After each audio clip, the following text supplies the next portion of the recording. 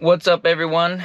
Today I don't know if the audio is too great because right now currently I am sitting inside the Subaru.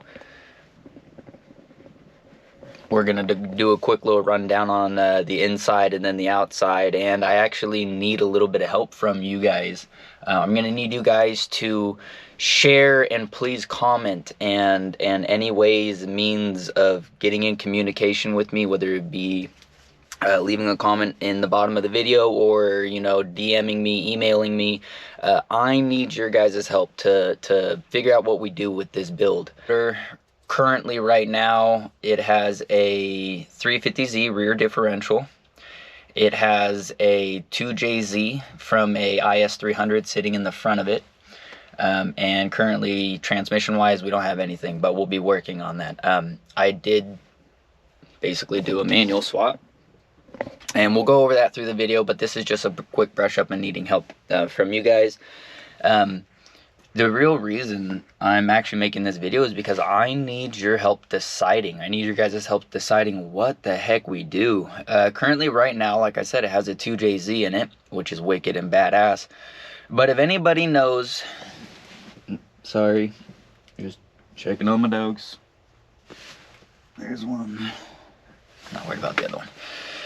If anybody knows anything about 2JZs, I don't know what the hell happened in the last 2-3 years, but every year they go up about $2,000, which is cool, but not cool at the same time, because it makes it damn near impossible to be able to get parts without having to buy aftermarket parts. And I understand buying aftermarket parts, hey, you got to do it, but sometimes aftermarket parts are a little pricey. And that's understandable because they put the R&D into them and to make sure that they're actually robust enough that they're not going to break on us the first go around. But anyways, I'm getting kind of sidetracked. The real reason why I'm making this video, once again, like I said, is because I need your help. I need help figuring out if we're going to keep the 2JZ or possibly do an LS swap.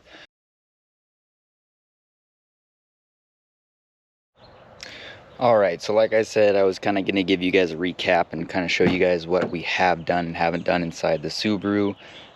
So let me push this open real quick. Sorry, I know it's another video. I had to cut the last one just because we had a few little things I had to do.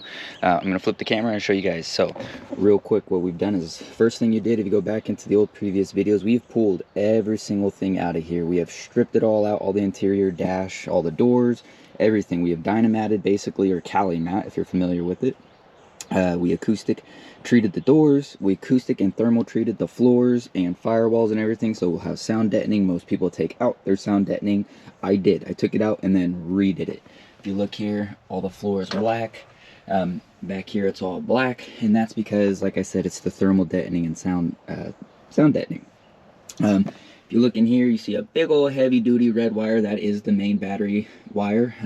I have built the loom. Everything is wired, technically. The only thing that we still have to do is we just have to get an ECU and the PDM, power distribution module. The ECU and PDM should sit up here unless I decide to put it down here.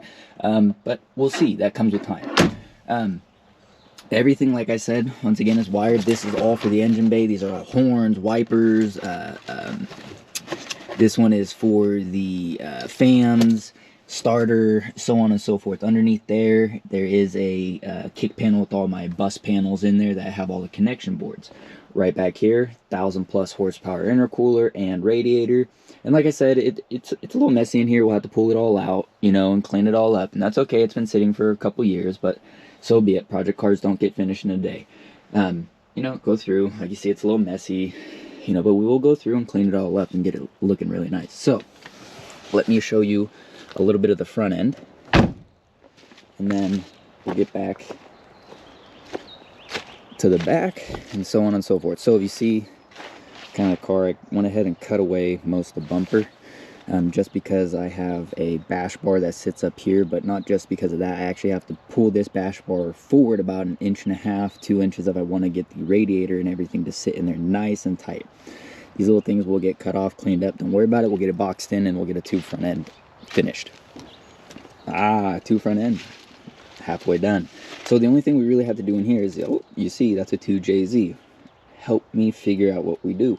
Are we going to say 2J or are we going to go LS? You know, that kind of decides a little bit, and that helps speed up the process. Steering linkage in just needs to be complete. You know, everything's pretty much ready in here. Master cylinders are ready. That's where that box on the floor, if you see a little Willwood box in there, that's where that box goes, right here. It covers all that up. I had a custom fit a Willwood Master cylinder, 2 of them. And we'll come through, clean all this stuff, paint it all up, and get it all nice and pretty. But like I said, that is a 2JZ sitting inside a Subaru on a subframe, rack and pinion. Yes, my power steering is looped up. I've never had power steering in my Subaru, even on the all-wheel drive. My pump blew up, and I just decided to gut it. Most people would be like, you're fucking crazy. I said, screw it, I don't really care. Crazy is my middle name. So I've been driving all-wheel drive with a manual rack for probably about 2.5 years. So all you little boys and girls that don't have real muscles, that's how you build them.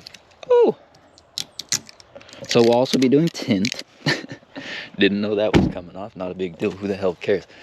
Gotta do a lot of things.